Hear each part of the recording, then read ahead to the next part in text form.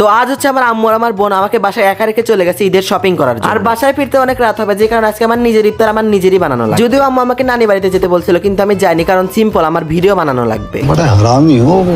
তো ফ্রিজ থেকে আমি এই কয়েকটা মুরগির মাংস পেলাম, তাই ঠিক করলাম আজকে দুইটা আইটেম রান্না করব। একটা হচ্ছে বগুড়ার বিখ্যাত বুট বিরিয়ানি, আর একটা হচ্ছে চিকেন ফ্রাই। তো এর জন্য সর্বপ্রথম মাংসগুলোকে পানিতে ভিজিয়ে চলে আসলাম বুট বিরিয়ানি রান্না করার কাজে। আর আমার মনে হয় পৃথিবীর সবচেয়ে সহজ রান্নার মধ্যে একটা হচ্ছে বুট বিরিয়ানি রান্না করা, কারণ বুট বিরিয়ানি রান্না করতে মাত্র 15 থেকে 16 মিনিট সময় লাগে। কিন্তু এর চেয়েও সহজ কাজ হচ্ছে সাবস্ক্রাইব বাটনে ক্লিক করা, যেটা আপনারা কেউ পারেন না। जी जी जी आंखें देखो, नीयत में खोट साफ नजर आता है, हवस से भरी हुई। আপনার হাতের বাম সাইডে নিচের দিকে একটা বাটন আছে, ওই বাটন। मुझे नहीं पता, बस क्लिक हो जाना चाहिए। আর আরেকটা কথা, যারা যারা বলেন আমি কমেন্টে রিপ্লাই দিই না, তারা এই ভিডিওতে একটা কমেন্ট করে দেখেন, যদি রিপ্লাই না পান তাহলে টাকা ফেরত না, মানে সরি, মানে আনসাবস্ক্রাইব করে দিন যা। তো যাই হোক, বুট বিরিয়ানির মতো করে ঠিক একই ভাবে সব রকমের মশলা দিয়ে চিকেন ফ্রাইটাও রেডি করে ফেলি। আজানের আর বেশি সময় বাকি ছিল না, তাই দুটোই ফ্রাই করলাম, আর দুটো ফ্রিজে রেখে দেওয়ার সময় দেখি এখানে একটু গরুর মাংস আছে, তাই এটাও জাল করে সবকিছু রেডি করে বসে পড়লাম। ফাইনালি এখন আজানটা দিয়ে দিলে দেখতে হবে খেতে কেমন হয়েছে। তো দেখতে দেখতে আজান দিয়ে দিল, আর আমিও বিসমিল্লাহ বলে খাওয়া শুরু করে দিলাম। খাইবার পারি না, মরার মোহে রুচি নাই।